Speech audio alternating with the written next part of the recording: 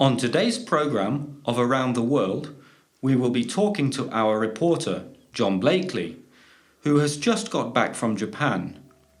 As you will be aware, life has not been the same in Japan since the 11th of March, when an earthquake, registering 9 on the Richter scale, triggered a devastating tsunami and one of the world's most serious nuclear crises. About 25,000 people died in the disaster. On a more positive note, however, the tragedy has brought the Japanese people together in some unexpected ways, and John has been there to find out about one of them. John, tell us what you have discovered. Well, I had heard that thousands of people from all over Japan and even from overseas were giving up their weekends and holidays to help clean up the areas affected by the tsunami. When the water disappeared, villages and towns were covered with mud and rubbish, and before people can begin to rebuild their houses, shops, and businesses, it's necessary to clean the areas, and that's what thousands of volunteers are doing every weekend. And who is coordinating all this work?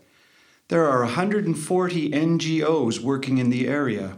I spent a weekend with the charity Peace Boat, which has between 100 and 250 volunteers every week, delivering hot meals to the homeless and cleaning up rubbish. And what sort of people volunteer for this work?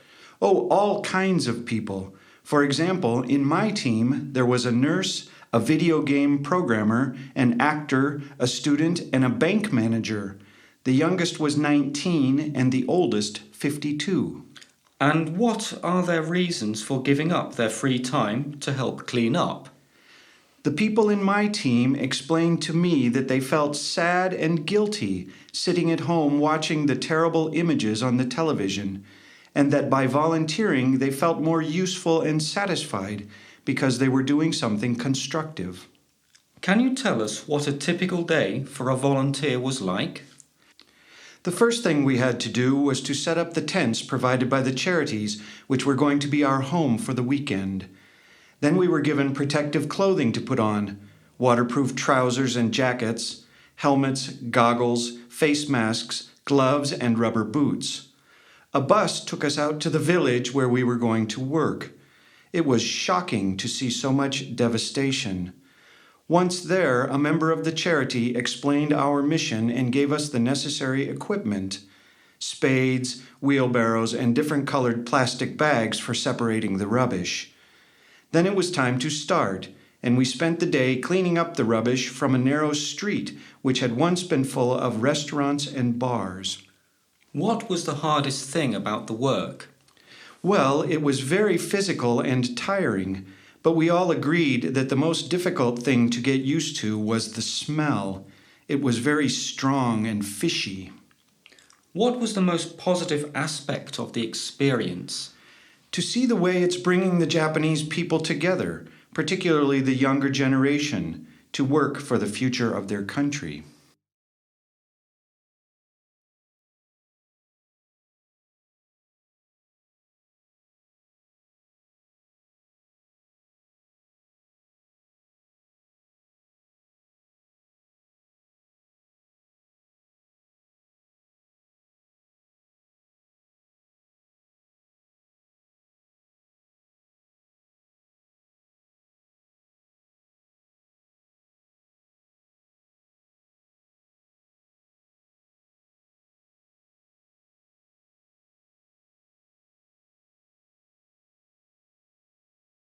It was the most anticipated dress of the century, and it didn't disappoint.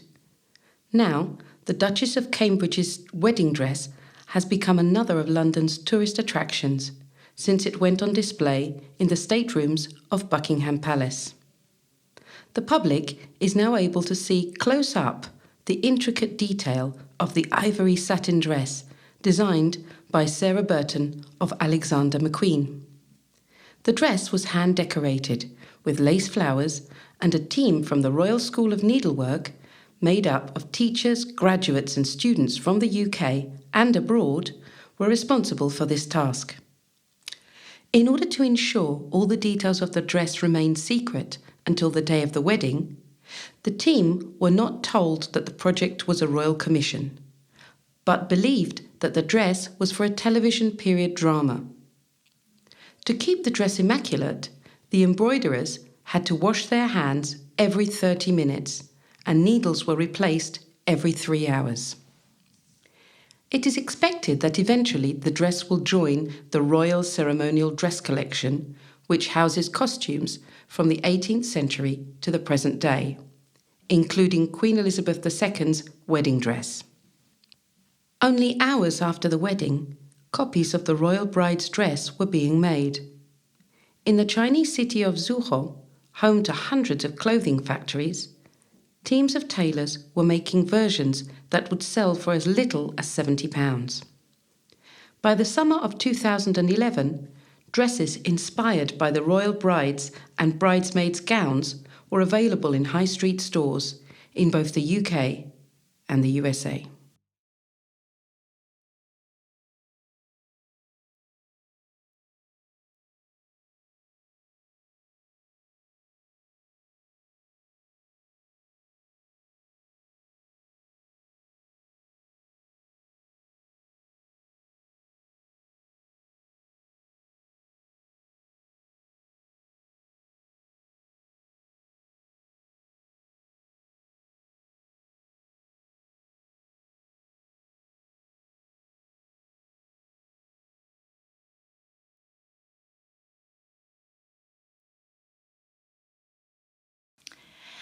Have you heard of Adolfo Cambiaso? If you have, you must be a polo fan. Adolfo Cambiaso is a 36-year-old Argentine and the most talented polo player there has ever been. He has been the world #1 for almost 20 years and set the record for the number of goals scored in a tournament, an astonishing 67. Home for Cambiaso is a 100-acre polo ranch, 30 miles south of Buenos Aires, in the same region where he grew up. But during the polo season in England, he moves with his family to a farm near Windsor, where he lives and works with his 20-man team. Cambiaso has been married to Argentina's most famous model for almost a decade, and they have 3 children. Although they make up a glamorous family, they prefer to keep themselves out of the public eye when possible. Cambiaso's father, now a kite-surfing champion, was a keen polo player and put his son on a horse before he could walk. At the age of 14, Cambiaso left school in order to become a professional player, and a year later he received an invitation to play in England. Unlike in Argentina, where polo is a national sport, in England, polo is considered to be an elite pastime and is much more expensive to play. For that reason, there are relatively few top-level English players, and English clubs look for South American players to complete their teams. Despite his enormous talent, Cambiaso insists that the most important thing for a polo player is his horses. He says that in polo, it is 70% horse and 30% rider. Polo ponies are worth a lot of money. The best ponies can sell for more than $100,000, and even embryos are bought for as much as $19,000. A new venture which interests Cambiaso greatly is the cloning of his best horses. By creating replicas of his horses, he would be able to have a version of each of his best horses in each country where he plays, and even bring them back to life after they have died. Clearly, polo is moving with the times.